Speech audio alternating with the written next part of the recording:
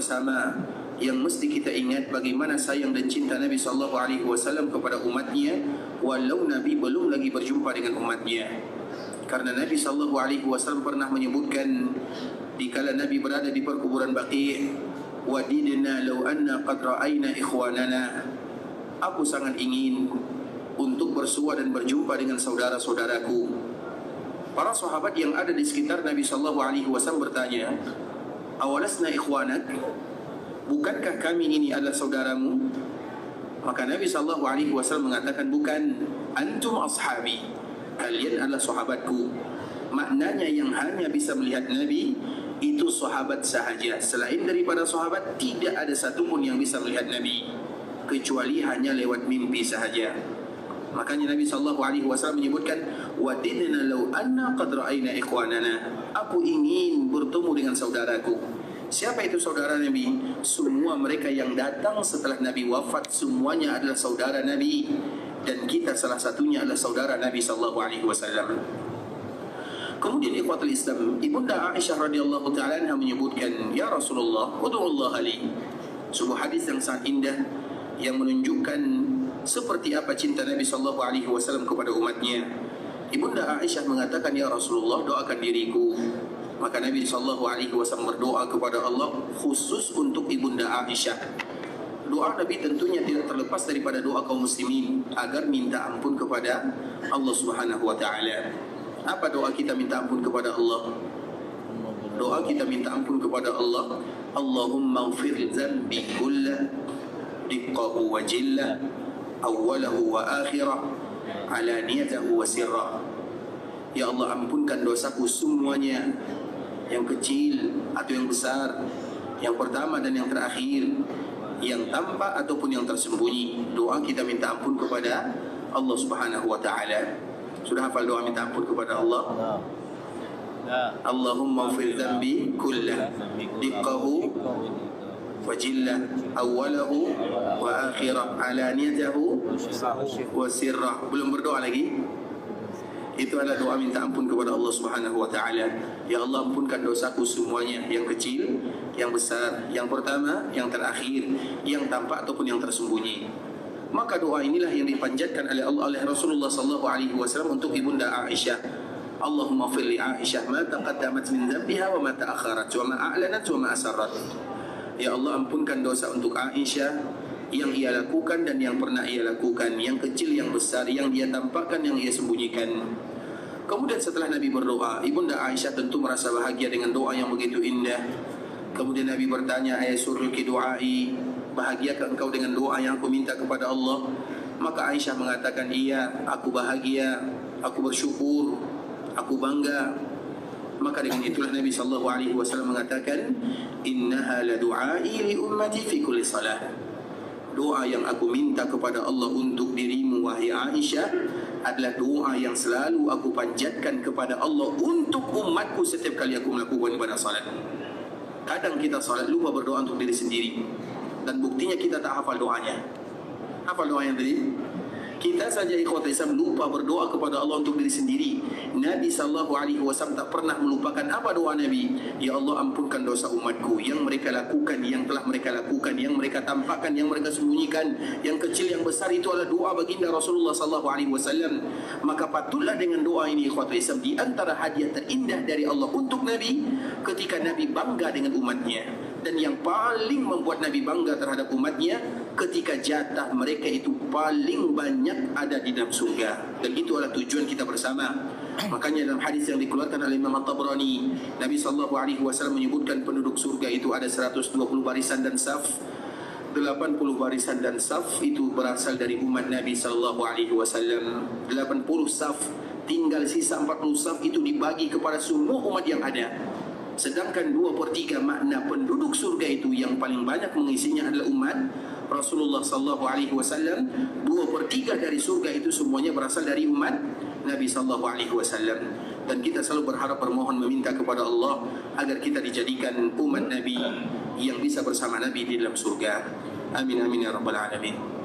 Oleh kerana itu ikhwat Islam, makanya kenapa kita senantiasa menggalakkan, mengucapkan senantiasa memberikan motivasi kepada kaum muslimin untuk mengucapkan dan selalu mengucapkan salam dan salawat kepada Nabi sallallahu alaihi wasallam, karena kita ingin sedikit, bukan banyak, sedikit ingin memberikan yang terbaik untuk Nabi semacam mana Nabi berikan yang terbaik kepada kita bersama.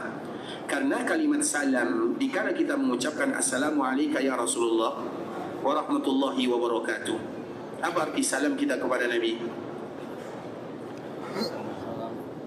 Assalamualaikum ya Rasulullah, apa maknanya?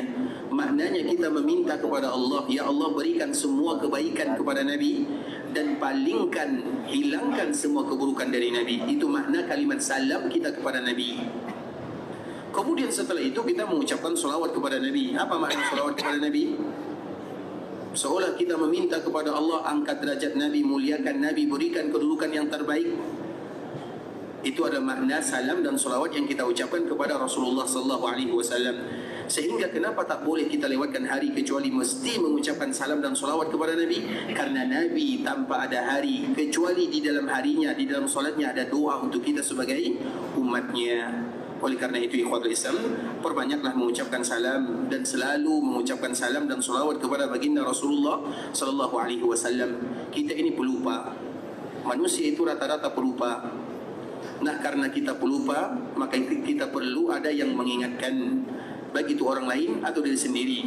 Makanya selalu kita menyebutkan contoh ikhwatul Islam. Banyak di antara saudara kita kaum muslimin, terkhusus di tanah haram Makkah Madinah, mereka selalu tuliskan kalimat sallallahu alaihi wasallam, sallu ala nabi.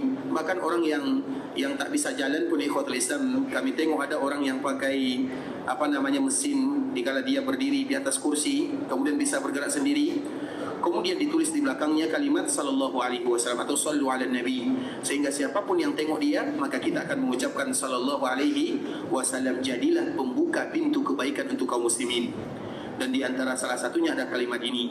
Maka oleh karena itu ingatkanlah diri yang pelupa ini untuk selalu memperbanyak mengucapkan salam dan salawat kepada baginda Rasulullah sallallahu alaihi wasallam. Allahumma salli ala Muhammad wa ala ahli baitihi wa ala azwajihi wa dhurriyyatihi كما صليت على إبراهيم وعلى آل إبراهيم إنك حميد مجيد. اللهم بارك على محمد وعلى أهل بيته وعلى أزواجه وذرياته كما باركت على إبراهيم وعلى آل إبراهيم إنك حميد مجيد. Ikhwatul Islam, saudara kaum muslimin, para tetamu Allah rahimani wa rahimakumullah. Alhamdulillah, pada kesempatan kali ini kita akan kembali melanjutkan tentang di antara salah satu keutamaan Masjid Nabawi yang paling indah yang dicari oleh kaum muslimin, yang kita kenal dengan Raudhatun min Riyadhil Jannah, taman di antara taman-taman surga. Dan sebelumnya kita telah menjelaskan ikhwatul Islam bahwa taman surga di dunia itu ada dua. Yang pertama yang khusus berada di kota Madinah, dan yang kedua yang ada di mana sahaja di dunia. Jadi taman surga itu bukan hanya di kota Madinah, tapi di mana-mana kaum muslimin, di rumah Allah Subhanahu wa taala, itu adalah taman surga semuanya. Taman surga yang ada di kota Madinah itu adalah raudhah yang kita kenal di antara rumah Nabi dan mimbar Nabi. Raudhatun min Riyadhil Jannah, taman di antara taman-taman surga. Kemudian taman surga yang kedua, semua rumah Allah, masjid yang dibangun karena Allah dan menjadi milik Allah. Kemudian dibacakan Al-Quran, hadis Nabi, belajar agama, halaqah zikir, maka itu juga disebut dengan raudhah, taman di antara taman-taman surga. Sehingga taman surga itu ada dua. Yang pertama taman surga secara khusus yang akan kita bahas, yang ada di dalam Masjid Nabawi. Yang kedua taman surga, maknanya sama-sama bisa mengantarkan kita ke dalam surga, maka disebut dengan taman surga. Karena bahasa Nabi SAW di hadis yang pertama, ma baina baiti wa mimbari raudhah min riyadhil jannah. Di antara rumahku dan mimbarku ada taman di antara taman-taman surga. Bahasa Nabi yang kedua dalam hadis yang berikutnya, taman surga yang berikutnya, idza marartum bi raudhatin min riyadhil jannati farta'u. Apabila kalian lewat di antara taman-taman surga, maknanya sama. Kalau Allah belum mudahkan kita datang ke taman surga yang ada di kota Madinah, banyak taman surga yang ada di kampung halaman kita, banyak. Tinggal kita yang menciptakan taman surga. Makanya Nabi SAW menyebutkan, idza marartum bi raudhatin min riyadhil jannati farta'u.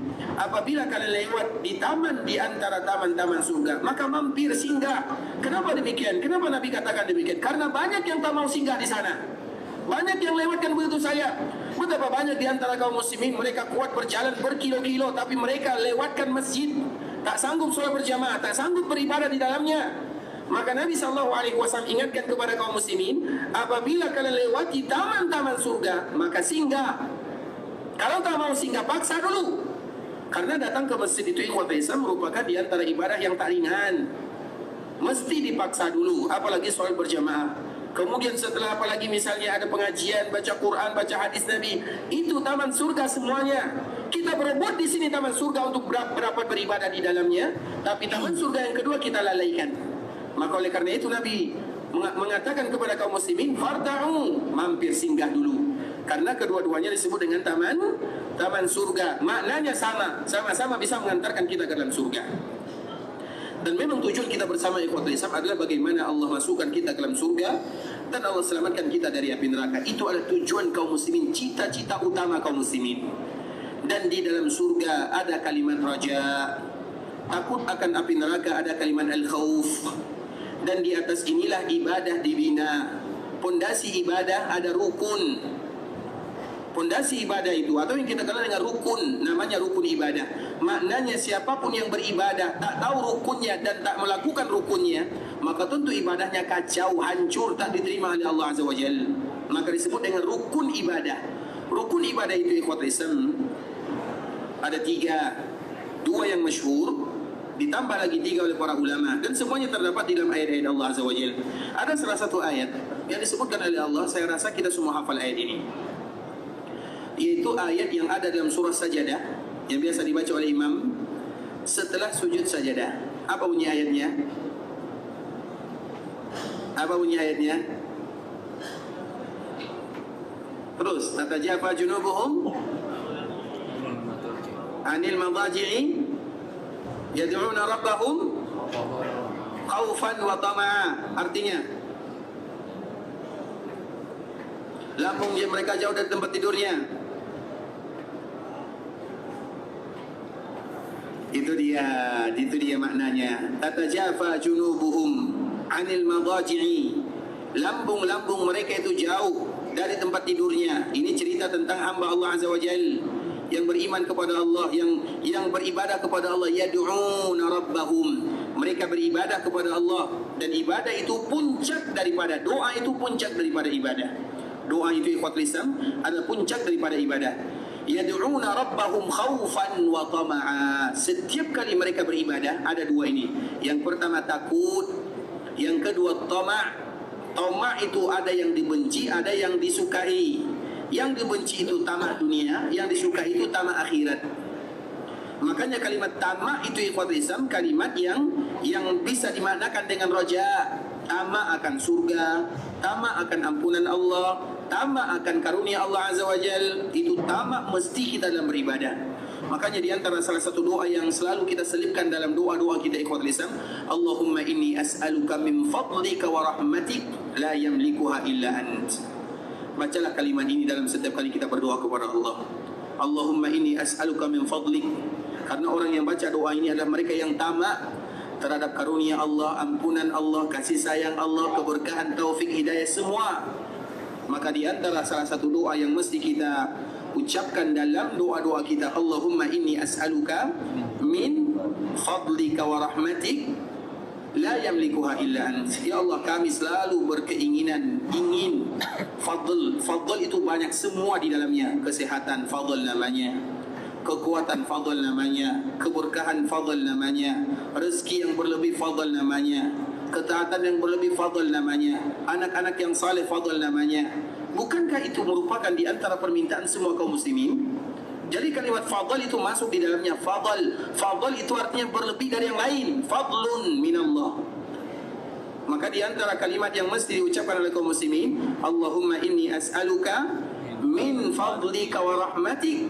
Ya Allah, aku ingin fadl darimu semuanya, dalam harta, dalam keturunan, dalam anak, dalam usaha, dalam rezeki, dalam semuanya. Allahumma inni as'aluka min fadlika wa rahmatik. Dan juga rahmatmu la yamlikuha illa ant. Karena tak ada yang punya kecuali engkau. Yang bisa memberikan fadl, yang bisa memberikan rahmat hanya Allah semata. Nah, kita kembalikan ikhwatul Islam. Tatajafa junubuhum, sebelum kami lupa ya, insyaallah semoga memberikan manfaat ya.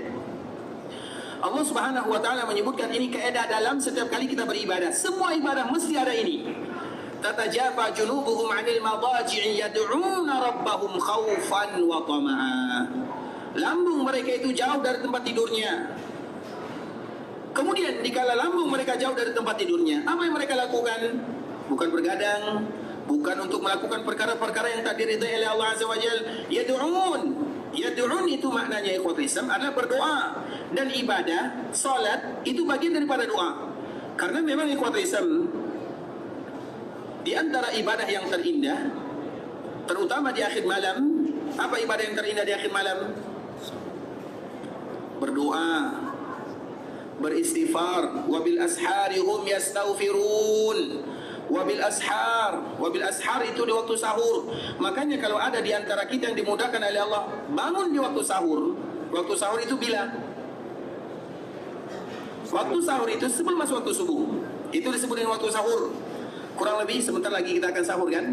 InsyaAllah sahur di bulan Ramadan dan juga di bulan Sya'ban. Bulan Sya'ban itu adalah bulan di mana Nabi paling banyak berpuasa di dalamnya.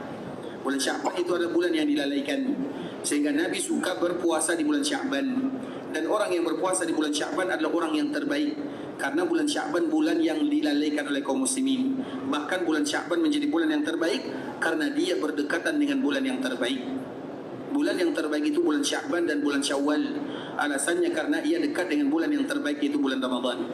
Nah, sahur itu maknanya ikhwati, sama waktu sahur itu tersembunyi, artinya tersembunyi. Sahur, sihir itu diambil dari makna kalimat yang sama. Wabil ashari hum yastaghfirun. Dikala berada di waktu sahur mereka beristighfar. Makanya kalau tak bisa salat di waktu sahur itu, paling tidak kalau seandainya kita ucapkan bangun sebelum subuh, bangun karena kita ingin ke tandas, ke bilik air, ke toilet misalnya, astaghfirullah wa atubu ilaih, cukup misalnya satu, maka kita sudah masuk dalam ayat ini. Itu saja kita biasakan, astaghfirullah, bangun astaghfirullah. Biasanya kalau kita bangun apa kita cari? Handphone kan? Maka rubah, bangun astaghfirullah. Walau hanya untuk pergi tandas kemudian tidur lagi, tak ada masalah, tapi astaghfirullah supaya kita masuk dalam ayat ini. Atau begitu juga ikhwatul Islam, di antara doa yang dikabulkan itu adalah di waktu sahur juga atau di akhir malam. Inna Allah yanzilu ila sama'id dunya hina yabqa thuluthul lailil akhir. Allah itu turun sepertiga malam terakhir. Kemudian Allah mengatakan, man yastaghfiruni aghfirlah. Siapapun di antara mereka yang minta ampun, aku ampunkan. Siapapun di antara mereka yang berdoa, aku kabulkan. Sehingga itu merupakan di antara waktu yang terindah beribadah kepada Allah Subhanahu wa taala, karena waktu itu juga waktu yang dilalaikan. Kita kembalikan kepada ayat ini, yad'una rabbahum khaufan wa tama'a. Dikala mereka beribadah kepada Allah ada khauf, ada tama'. Yang pertama khauf itu artinya takut. Kenapa kita takut beribadah? Takut kalau ibadah kita tak diterima. Kalau ibadah tak diterima, maka tentunya takut kita masuk ke dalam neraka Allah Azza wa Jalla. Itu disebut dengan khauf. Kemudian kenapa kita tamak? Tamak agar kita selalu ibadah yang kita buat ini semua bisa diterima oleh Allah Azza wa Jalla. Kalau ibadah kita bisa diterima oleh Allah Azza wa Jalla, maka kita berharap akan surga yang terindah seperti yang tadi kita ceritakan. Surga itu indah ikhwatul Islam, dan neraka itu bahaya. Makanya mesti kita ada tamak, mesti kita ada khauf.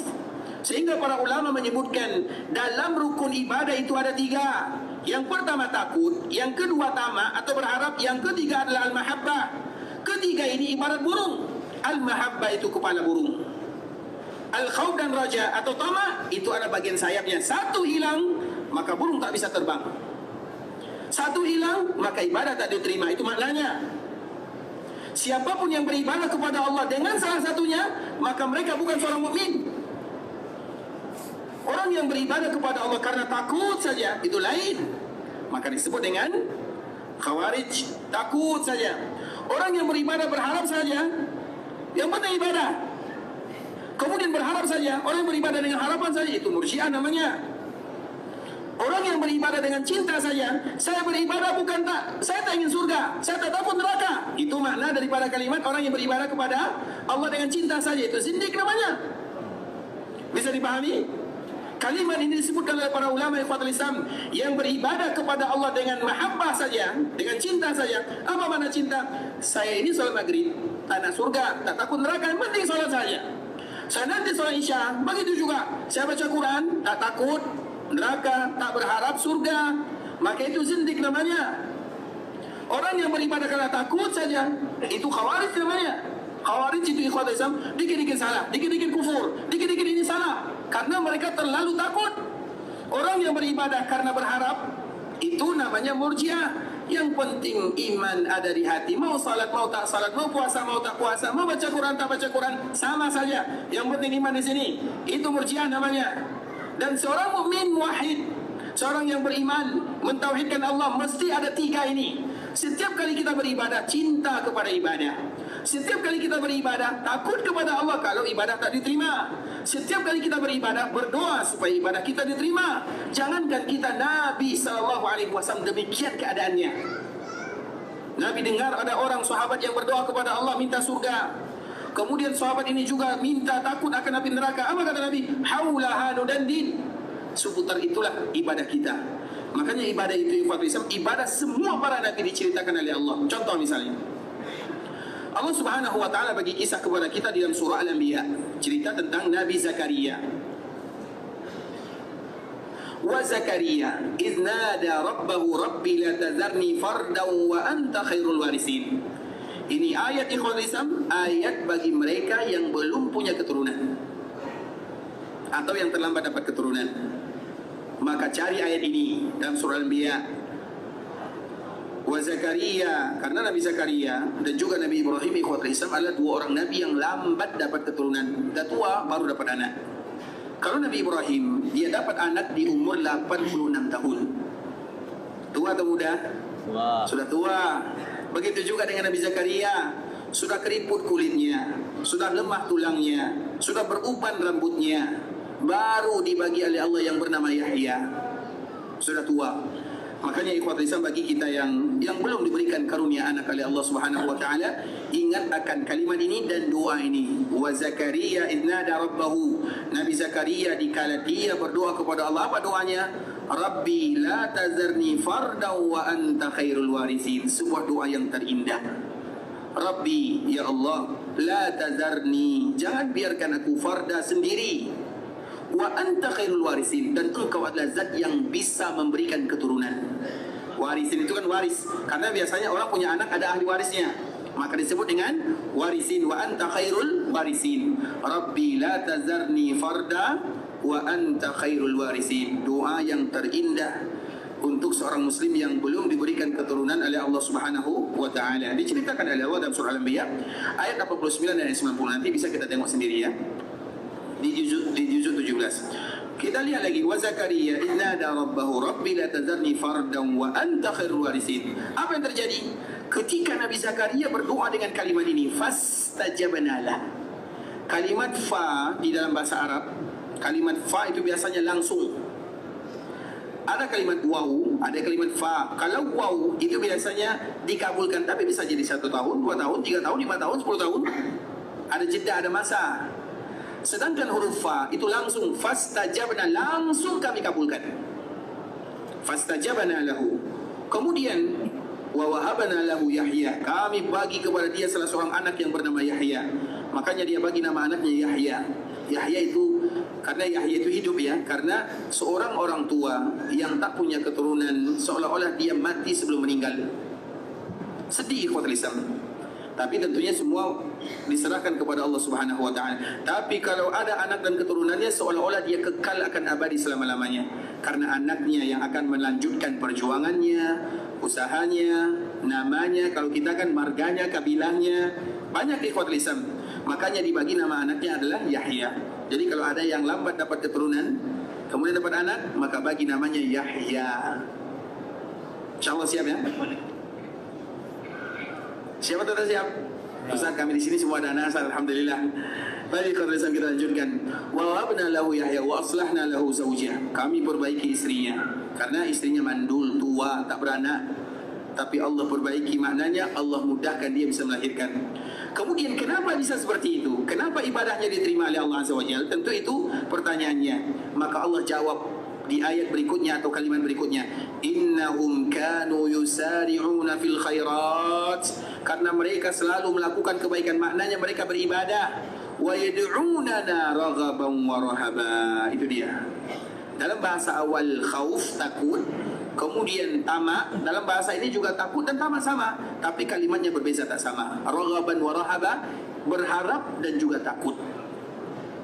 Oleh karena itu ikhwat Islam, di sini dapat kita simpulkan bahwa ibadah tidak boleh kita beribadah kepada Allah kecuali karena 3 rukunnya. Apa tadi yang pertama? Cinta. Yang kedua, al-khauf, takut. Yang ketiga, raja. Raja itu berharap. Raja, tamak, raghab, apapun istilahnya berbeza, tak ada masalah. Yang penting hakikatnya ada. Bahasa tak sama juga tidak ada masalah, karena memang dalam Al-Quran bahasa juga tak sama.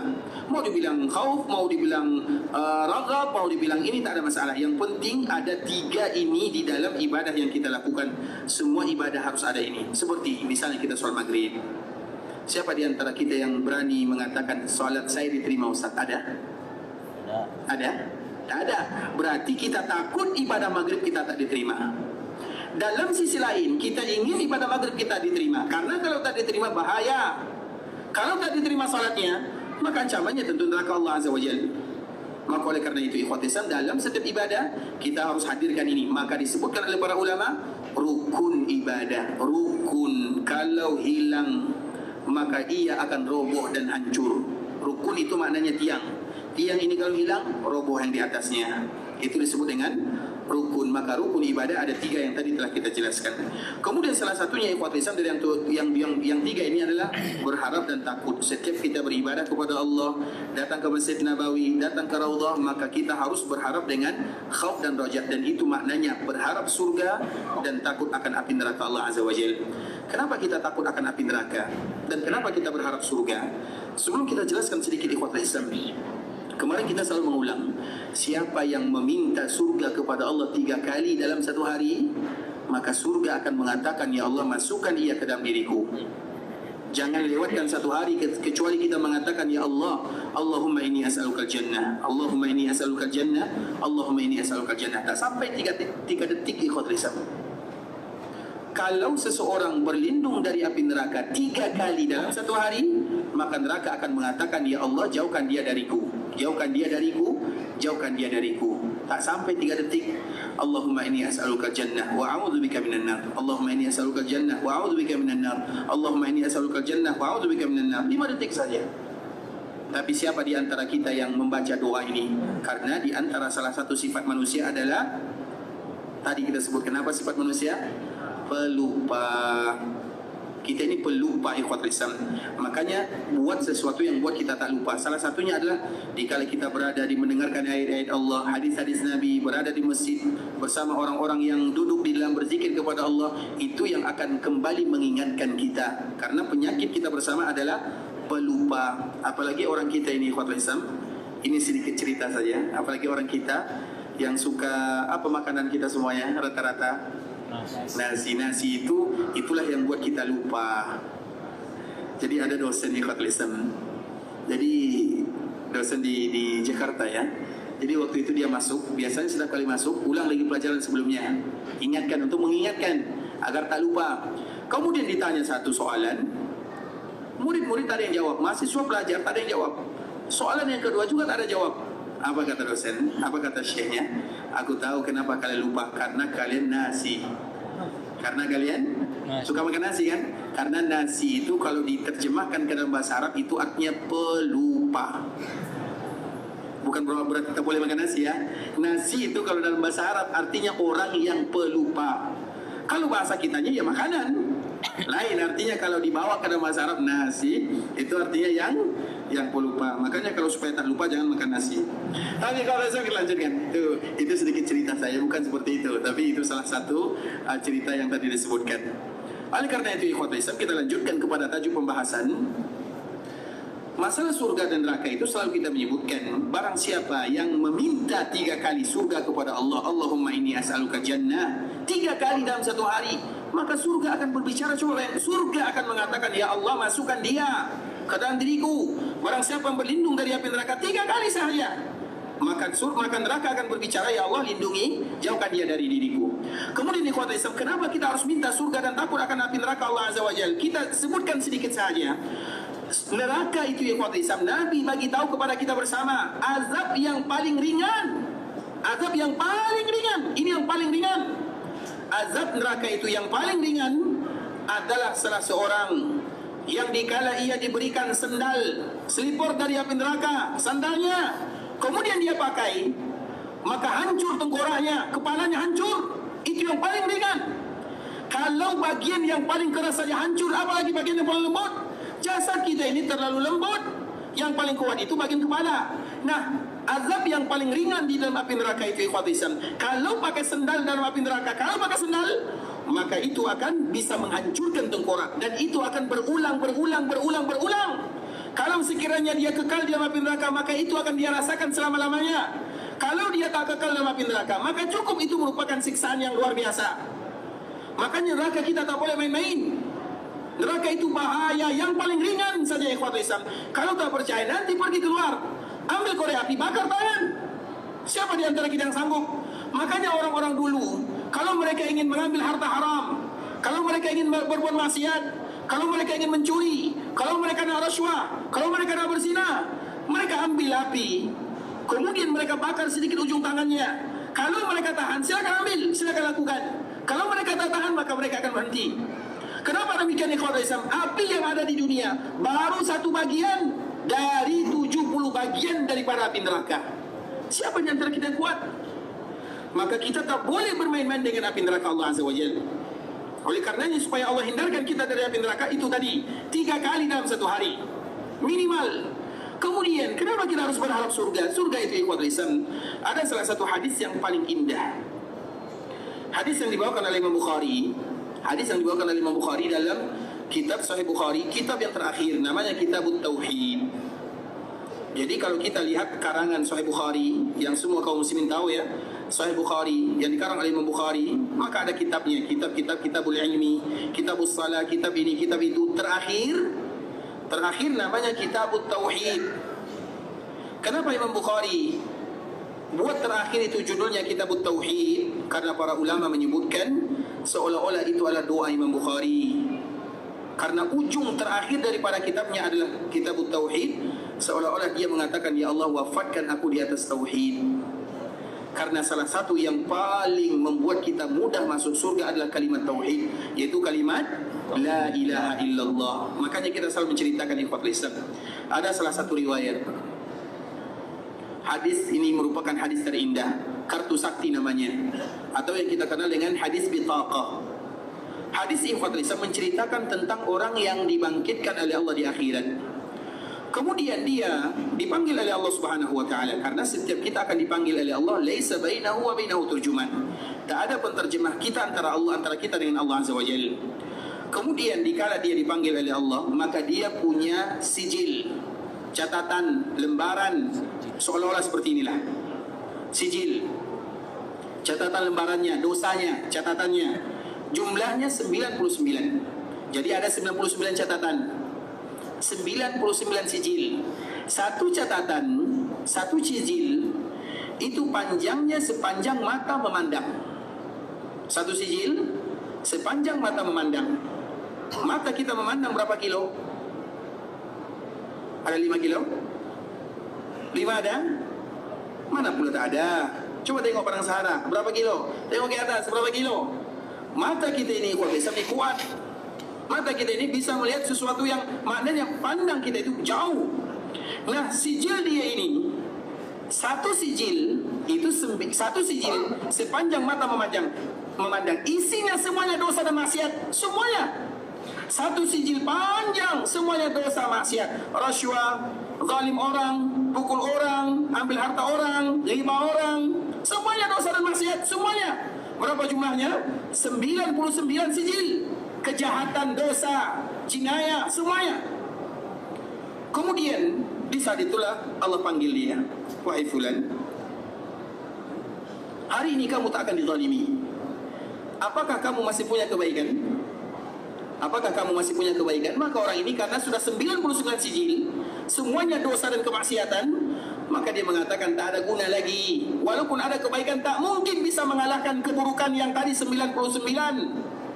Allah menyebutkan, innakal yawma la tuzlam. Hari ini tidak ada yang terzalimi. Tidak ada satu pun yang terzalimi.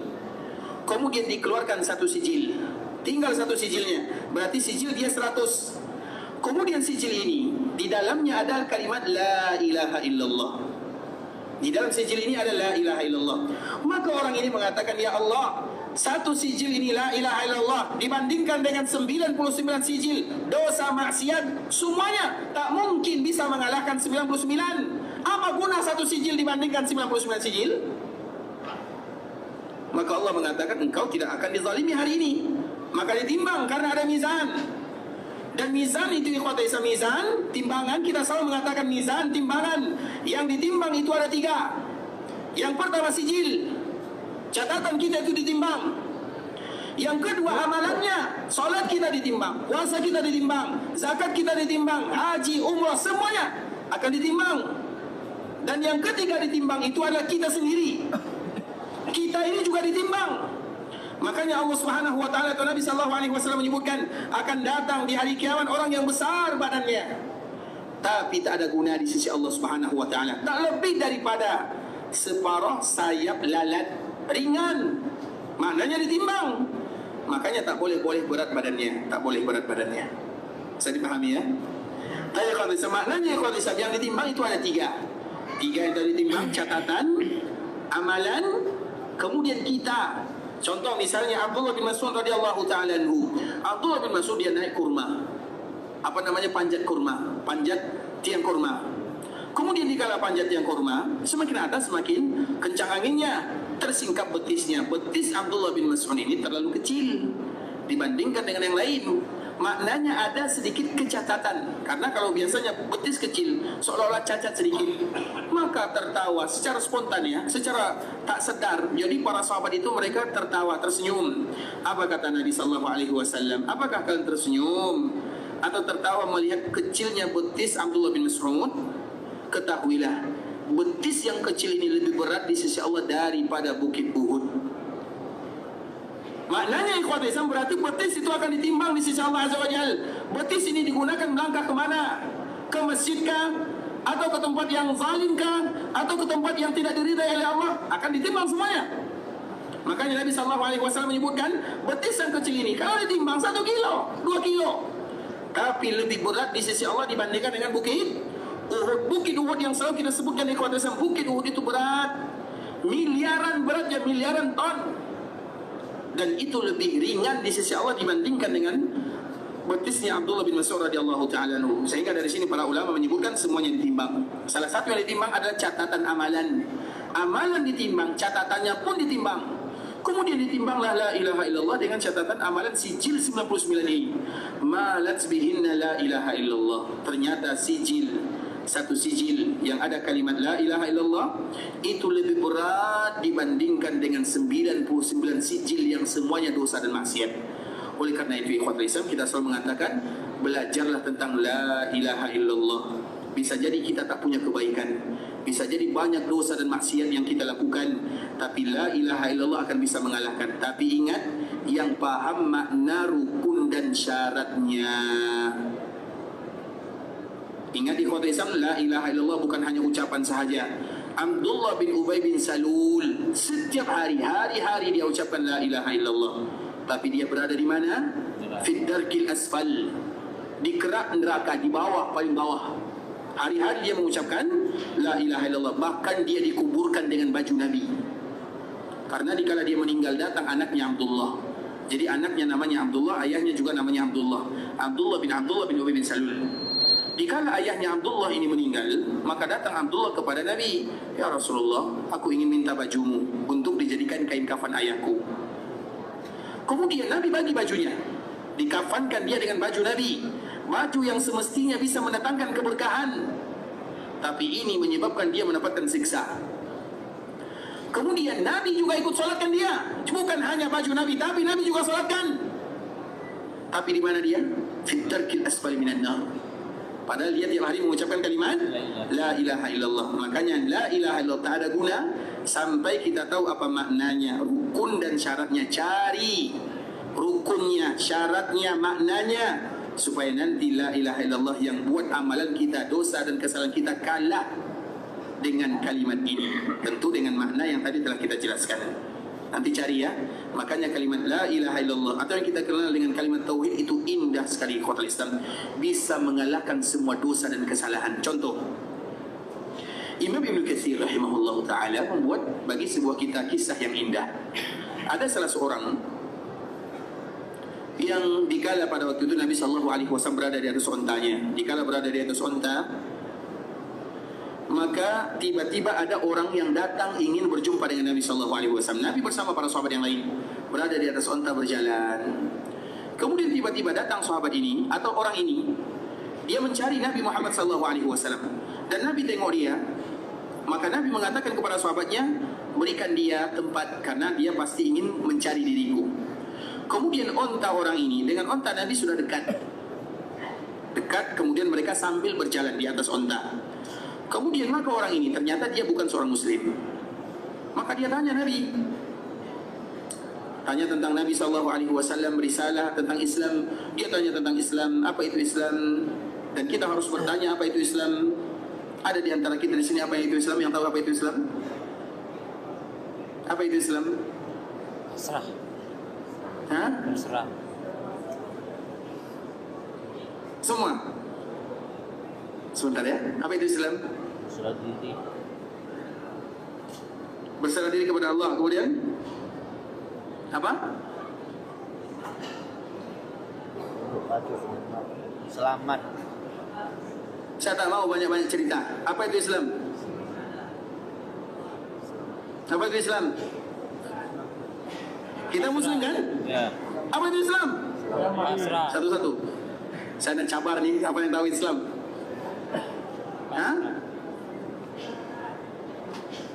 Itu saja. Tak ada yang tahu Islam nih. Tapi kita coba dulu itu. Coba yang lain.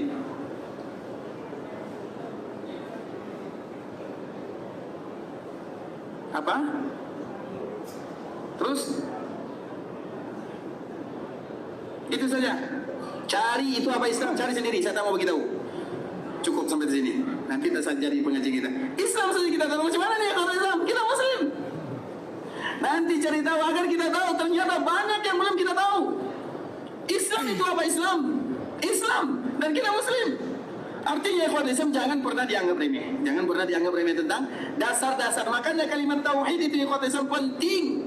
La ilaha illallah tak cukup dengan ucapan. Banyak yang ucapan la ilaha illallah mereka tak tahu apa maknanya, konsekuensinya, kemudian apa syaratnya, apa rukunnya. Itu yang kita ingin tahu dan bagi tahu kepada kaum muslimin. Tapi nanti cari tahu sendiri. Supaya nanti ini yang buat amalan kita berat di sisi Allah Azza wa Jalla. Paham semua ya? Kami mohon maaf ya. Tapi karena nanti terakhir, silakan.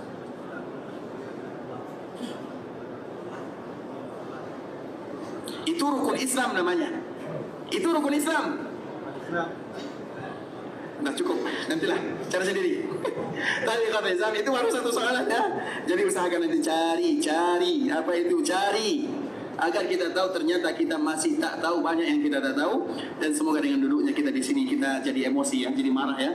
Tapi marahnya yang baik, marah nanti balik sini cari. Jangan marah sama saya ya. Ini hanya sekedar motivasi untuk kita bersama ikhwatul Islam agar kita tahu bahwa kita seorang muslim dan kita tahu apa itu Islam. Kemudian setelahnya baru rukun Islam, rukun iman, baru yang lain. Tapi Islam itu apa? Maka nanti cari sendiri. Tapi ikhwatul Islam, jadi tadi agar kita tahu karena ini penting sangat. Jadi orang ini dikala ontanya dekat dengan Nabi, dia bertanya tentang Islam. Kemudian setiap kali Nabi bagi tahu, dia mengatakan ukir.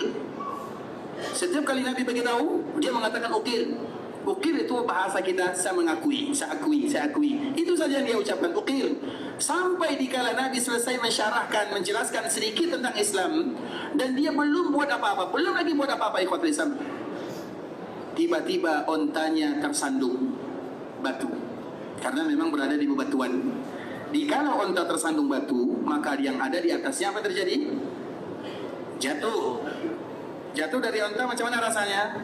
Sakit atau tidak? Kalau ingin tahu rasanya nanti coba sila jatuh dari onta. Dari 2 meter itu kan tinggi kan, kemudian jatuh.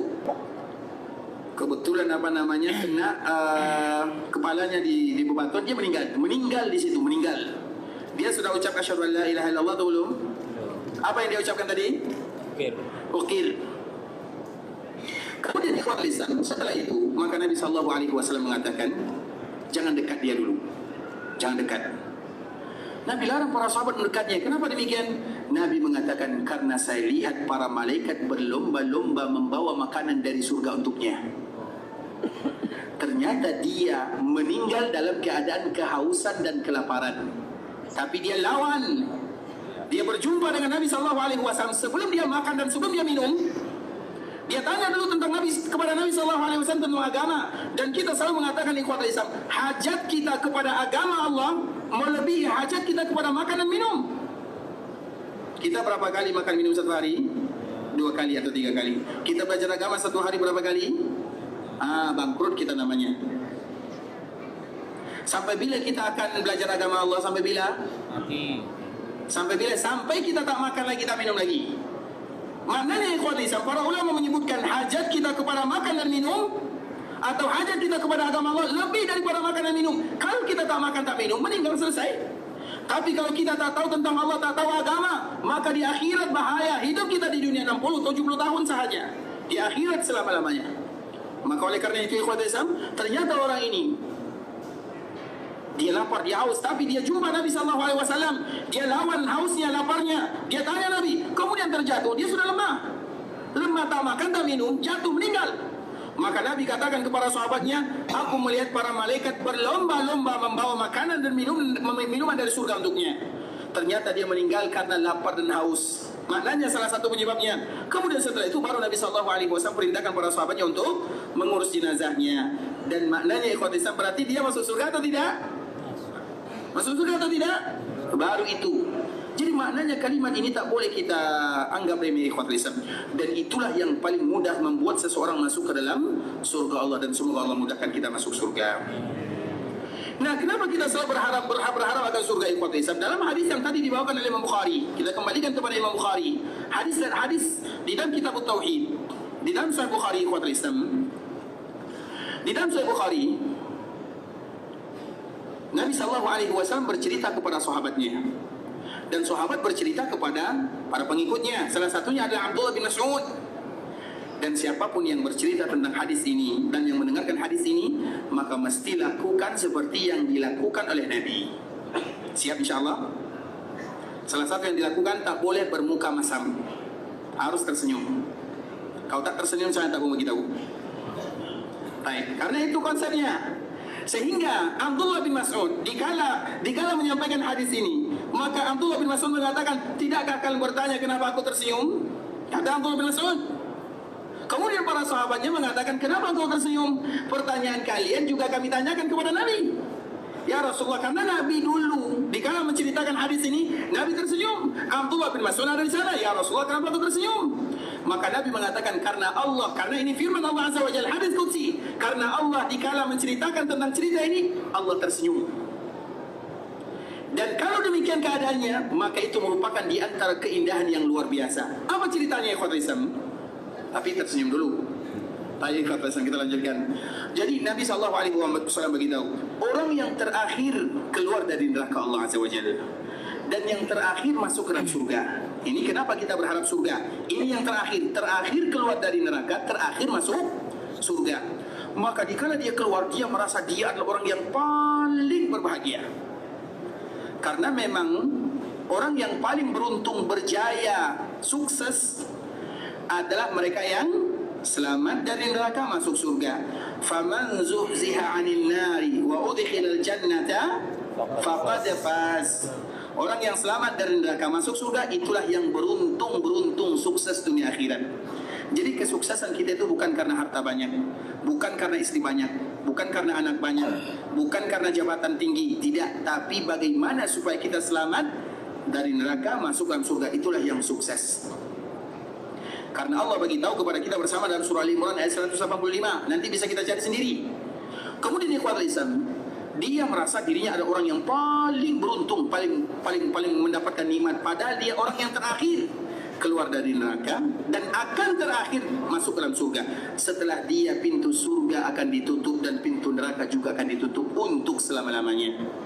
Sehingga dengannya ikhwatul Islam, setelah dia masuk surga, maka Allah panggil, ya ahlan nar, wahai penduduk neraka. Penduduk neraka merasa ada sedikit secerta harapan karena Allah panggil. Kemudian Allah panggil penduduk surga, ya ahlal jannah, wahai penduduk surga. Maka penduduk surga risau, takut, karena mereka sudah terbiasa menikmati keindahan. Takut nanti mereka dikeluarkan karena Allah panggil. Kemudian di saat itu Allah bertanya kepada penduduk surga dan penduduk neraka, semuanya melihat apa yang Allah lakukan. Kemudian apa yang terjadi? Allah tanya kepada penduduk surga dan penduduk neraka, tahukah kalian apa ini? Maka dibawa kabas. Kabas itu macam domba biri-biri, macam ya. Kemudian itu adalah kematian. Semua penduduk surga dan penduduk neraka mengatakan itu adalah kematian. Jadi kematian itu dirubah oleh Allah bentuknya menjadi kabas. Kita kan tak tahu kan mati itu macam mana, tak ada yang tahu. Nah nanti di akhirat kematian itu berubah menjadi kabas. Kemudian apa yang terjadi? Allah menyebutkan, pada hari ini yang namanya mati aku matikan. Jadi yang mati itu dimatikan oleh Allah Azza wa Jalla. Maknanya tidak ada kematian, sarmadiyah, abadiyah. Semua kita akan kekal abadi di dalamnya. Sehingga setelah itu, setelah Allah matikan kabas ini, disembelih kabas ini, maknanya tak ada lagi kematian. Maka Allah mengatakan, ya ahlan nar khuludun bila maut, wahai penduduk neraka, kalian kekal di dalamnya selama-lamanya. Maka mereka bertambah takut, risau, dan mereka tak ada harapan untuk keluar selama-lamanya. Wa ya ahlal jannah khuludun bila maut, wahai penduduk surga, kalian akan kekal di dalamnya untuk selama-lamanya. Jadi penting masalah mengingatkan surga dan neraka itu, ikhwat Islam. Makanya kita bahas tentang raudhah, raudhah yang pertama, raudhah yang kedua, karena sesuatu yang bisa berbicara tentang surga seolah bisa mengantarkan kita ke surga, dan surga cita-cita mulia semua kaum muslimin. Makanya orang terakhir tadi, ikhwat Islam, setelah dia masuk surga, maka Allah akan matikan kematian. Kematian itu disembelih, tidak ada lagi kematian, sarmadiyah, abadiyah. Kemudian apa yang terjadi? Orang ini keluar dari api neraka, maka dia merasa nikmat yang begitu indah. Kemudian Allah mandikan dia ke sebuah sungai yang bernama Nahrul Hayat, sungai hidup namanya. Kemudian dia berubah karena sudah terbakar makanya jangan pernah bermain-main dengan api neraka Allah Azza wa Jalla. Kan tak ada masalah masuk neraka, kan nanti banyak kawan-kawan di sana. Tak ada ceritanya ikhwat Islam, tidak ada ceritanya bermain-main, bahaya. Labisina fiha ahqaba. Allah sebutkan dalam surat, apa nama surat itu? Surat An-Naba, surat yang buat Nabi beruban. An-Naba salah satu surat yang buat Nabi beruban. Nabi SAW menyebutkan syayyabatni Hud wal waqi'ah wal mursalat wa amma yatasalun wa ada syamsu kuwirat. Yang buat saya beruban ada surat Hud, surat Al-Waqi'ah, surah Al-Mursalat, kemudian surah An-Naba dan idza syamsu kuwirat. Maknanya itu kejadian akhirat diceritakan oleh Allah dalam surat ini. Salah satunya surah An-Naba, maka baca surah An-Naba, baca maknanya. Karena surat ini buat Nabi beruban. Biasanya orang yang beruban itu, kenapa dia beruban? Banyak pikiran, stres, ya kan? Banyak beban. Nabi bebannya adalah memikirkan ayat-ayat yang diturunkan oleh Allah Azza wa Jalla, memikirkan macam mana nanti kejadian di akhirat. Salah satunya suratul Naba, makanya baca surat 5 surah ini. Surat Hud, surah Al-Waqi'ah, surah Al-Mursalat, surah An-Naba, surat Idza Syamsu Kuwirat. Yang buat Nabi beruban. Nabi SAW hukum asalnya tak beruban. Nabi tua, umurnya 63. Nabi tak ada ubannya, di jenggot Nabi panjang, rambut Nabi ikal indah sempurna, tapi tak ada satu pun uban kecuali karena ayat ini turun. Maka tumbuhlah uban di jenggot Nabi dan di rambut Nabi. Kurang lebih 15 sampai 20 helai saja. Karena hukum asal yang namanya manusia, di atas 40 tahun sudah mulai uban tumbuh. Semakin banyak pikirannya, semakin banyak masalahnya, semakin banyak ubannya. Dan masalah kita yang terpenting adalah masalah akhirat. Sehingga di antara doa yang diajarkan oleh Nabi SAW, Allahumma la taj'alid dunya akbar hammina. Ya Allah, jangan jadikan masalah hidupku ini masalah dunia semuanya. Kita menangis karena dunia, kita masalah ini karena dunia, semuanya dunia. Makanya di antara salah satu doa Nabi, Allahumma la taj'alid dunya akbar hammina, supaya nanti uban itu tumbuh karena memikirkan akhirat, karena lambat salat, karena tak salat berjamaah, karena belum bersedekah, karena belum menyantuni anak yatim, karena belum berhaji, karena belum umrah, sehingga kita memikirkan yang ini, maka tumbuh uban. Itu yang bagus. Tapi kalau uban banyak tumbuh karena memikirkan dunia, bagus atau tidak bagus? Ya. Tergantung dunia untuk apa. Bisa jadi dunia dia untuk akhirat, dijadikan jembatan untuk akhirat. Terlepas daripada itu semua, ikhwatul Islam, suratul Naba salah satu yang buat Nabi beruban. Dan Nabi beruban di jenggot Nabi yang begitu indah, panjang jenggot Nabi. Kemudian indah rambut Nabi sallallahu alaihi wasallam. Salah satunya disebutkan labisina fiha ahqaba. Mereka berada di neraka itu ahqaba. Apa makna ahqaba? Berabad-abad. Berabad-abad. Berabad-abad, ikhwatul Islam, berabad-abad. Kita 60 tahun saja, 40 tahun saja terasa sudah lama. Ini berabad-abad di sana, labisina fiha ahqaba. Kemudian apa sambungannya? La yadzuquna biha bardan wala syaraba. Tak ada dingin. Kalau di dunia kita ada aircon, ada AC, dingin, sejuk, enak. Di sana tak ada. Labisina fiha ahqaba. La yadzuquna fiha bardan wala syaraba illa hamima. Allahu akbar. Wa ghassaqa. Nanti baca sendiri, cari maknanya. Semoga Allah Subhanahu wa taala selamatkan kita dari neraka Allah Subhanahu wa taala dan memasukkan kita semua ke dalam surga. Kemudian ikhwati, sama orang ini kita kembalikan kepada orang ini. Dia masuk ke dalam sungai haya, sungai kehidupan namanya. Kemudian setelah dia dikeluarkan dari sungai, dia termenung. Tak ada yang tahu apa yang dia buat. Dia tak tahu apa yang dia buat. Kemudian ikhwati, maka Allah seolah-olah Allah memperlihatkan kepadanya ada sungai yang mengalir begitu indah, kemudian di sana ada pohon yang rindang. Maka orang ini berdoa kepada Allah, ya Allah, karena ingin dekat dengan pohon tersebut, dekatkan aku dengan pohon tersebut agar aku bisa bernaung di bawahnya dan bisa menikmati keindahan sungainya. Maka Allah memberikan syarat, kalau aku kabulkan, apakah kamu akan minta yang lain? Itu kata Allah kepada orang ini. Maka orang ini mengatakan, saya tidak akan minta yang lain. Saya hanya minta dekatkan aku dengan pohon ini agar aku bisa bernaung dan menikmati keindahan sungainya. Biasa kan sungai ada pohon seronok kan, bisa terjun ke bawahnya, kenikmatan yang indah. Makanya surga itu jannah. Jannah itu lebih identik kepada pepohonan. Makanya ada salah satu pohon yang indah di surga itu, ikhwatul Islam. Ada yang kita kenal dengan sidrah. Kita kenal dengan pohon sidrah, Sidratul Muntaha. Pernah kenal dengan Sidratul Muntaha? Sidrah itu pohon sidir namanya. Dia paling besar, ikhwatul Islam. Bahkan para ulama menyebutkan satu pohon di surga itu, kalau ada di antara kita yang ingin mengelilinginya, maka dalam masa 100 tahun tak cukup dia mengelilinginya. 100 tahun itu baru satu. Dan pohon kan lambang keindahan, air sungai lambang keindahan. Kalau kita yang tinggal di misal bagian Asia Tenggara, alhamdulillah. Tapi yang tinggal di sini ikhwatul Islam, jarang-jarang mereka tengok. Di sini kalau hujan satu hari, semua orang keluar. Kemudian ada aliran sungai sikit-sikit, kecil-kecil, semua orang keluar, bercuti semuanya untuk menikmati keindahannya. Apalagi dalam surga. Kemudian Allah Subhanahu wa taala mengatakan kepada orang ini, kalau aku kabulkan doamu, kamu apakah masih meminta yang lain? Orang yang mengatakan, aku tidak akan meminta yang lain.